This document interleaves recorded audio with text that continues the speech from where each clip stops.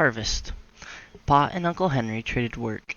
When the grain got ripe in the fields, Uncle Henry came to work with Pa, and Aunt Polly and all the cousins came to spend the day. Then Aunt Pa went to help Uncle Henry cut his grain, and Ma took Laura and Mary and Carrie to spend the day with Aunt Polly. Ma and Aunt Polly worked in the house, and all the cousins played together in the yard till dinner time. Aunt Polly's yard was a fine place to play, because the stumps were so thick. The cousins played jumping from one stump to stump without ever touching the ground. Even Laura, who was the littlest, could do this easily in the places where the smallest trees had grown close together. Cousin Charlie was a big boy, going on 11 years old, and he could jump from stump to stump all over the yard. The smaller stumps he could jump 2 at a time, and he could walk on the top rail of the fence without being afraid. Pa and Uncle Henry were out in the field, cutting the oats with the cradles. A cradle was a sharp steel blade fastened to a framework of wooden slats that caught and held the stalks of grain when the blade cut them. Pa and Uncle Henry carried the cradles by their long curved handles and swung the blades into the standing oats. When they had cut enough to make a pile, they cut the stalks off the slats into neat heaps on the ground. It was hard work, walking around and around the field in the hot sun, and with both hands swinging the heavy cradles into the grain and cutting it, then sliding it into piles. After all the grain was cut, they must go over the field again. This time they would stoop over each pile, and taking up a handful of the stalks in each of them, each hand they would knot them together to make a longer strand. Then, gathering up the pile of grain in their arms, they'd bind it together around a band they had made, and tie the band and tuck in its ends. After they made 7 such bundles, then the bundles must be shocked. To make a shock, they stood 5 bundles upright, snugly together with the oat heads up. Then over these they'd put 2 more bundles, spreading out the stalks to make a little roof and shelter the 5 bundles from dew and rain. Every stalk of the cut grain must always be safely in the shock before dark, for lying on a dewy ground all night would spoil it.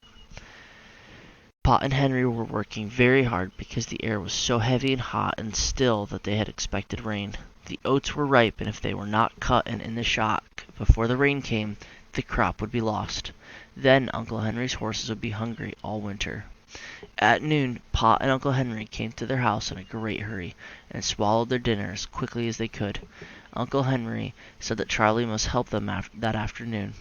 Laura looked at Pa, and when Uncle Henry said that, at home Pa said to Ma that Uncle Henry and Aunt Polly spoiled Charlie.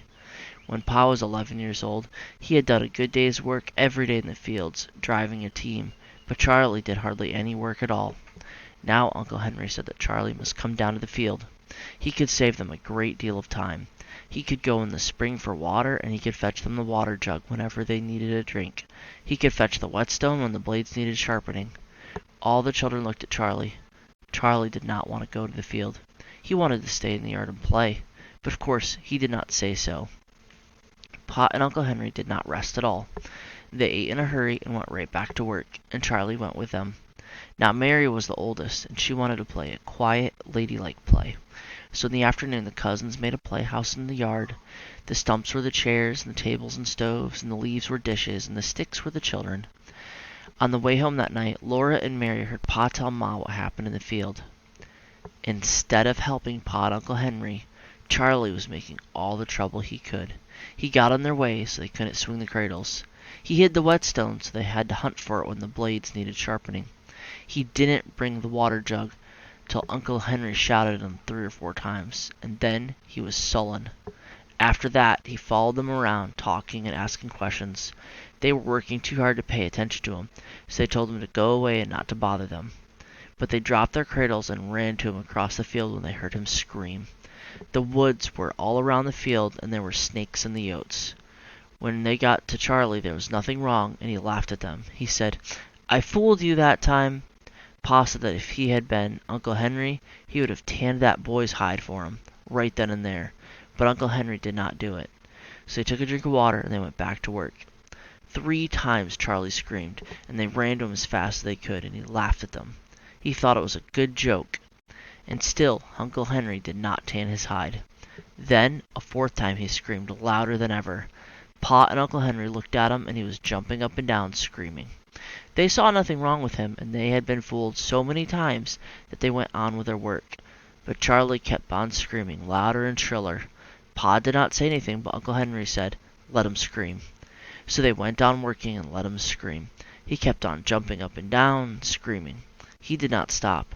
At last Uncle Henry said, "Maybe something really is wrong." They laid down their cradles and went across the field to him.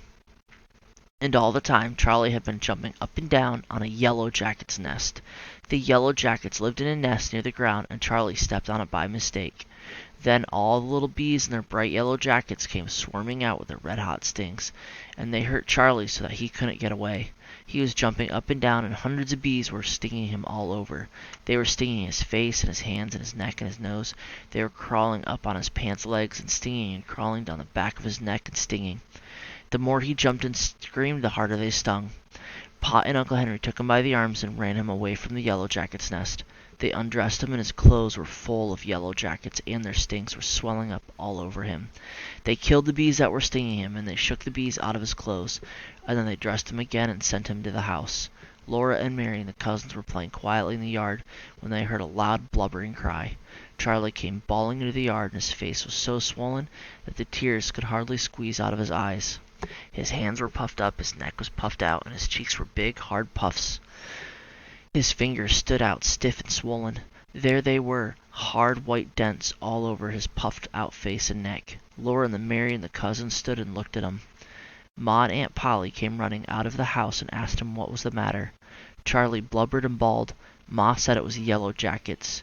She ran to the garden and got a big pan of the earth, while Aunt Polly took Charlie into the house and undressed him. They made a big pan full of mud and plastered him all over with it. They rolled him up in an old sheet and put him to bed.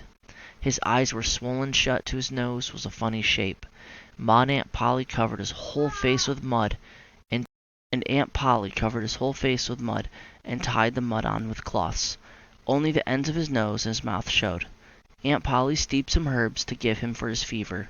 Laura and Mary and the cousins stood around for a long time, looking at him. It was dark that night when Pa and Uncle Henry came from the field. All the oats were in the shock, and now the rain could come and it would do no harm. Pa could not stay to supper. He had to get home and do the milking.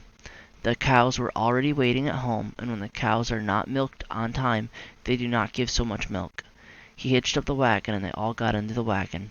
Pa was very tired, and his hands ached, so that he could not drive very well, but the horses knew the way home. Ma sat beside him with baby Carrie, and Laura and Mary sat on the board behind him. Then they heard Pa tell about what Charlie had done. Laura and Mary were horrified. They were often naughty themselves, but they had never imagined that anyone could be as naughty as Charlie had been. He hadn't worked to help save the oats. He hadn't minded his father quickly when his father spoke to him. He had bothered Pa and Uncle Henry when they were hard at work. Then Pa told about the yellow jacket's nest, and he said, "It served the little liar right." After she was in the trundle bed that night, Laura lay and listened to the rain drumming on the roof and streaming from the eaves, and she thought about what Pa had said. She thought about what the yellow jackets had done to Charlie. She thought it served Charlie right, too. It served him right because he had been so monstrously naughty, and the bees had the right to sting him when he jumped on their home. But she didn't understand why Pa had called him a little liar. She didn't understand how Charlie could have been a liar when he had not said a word.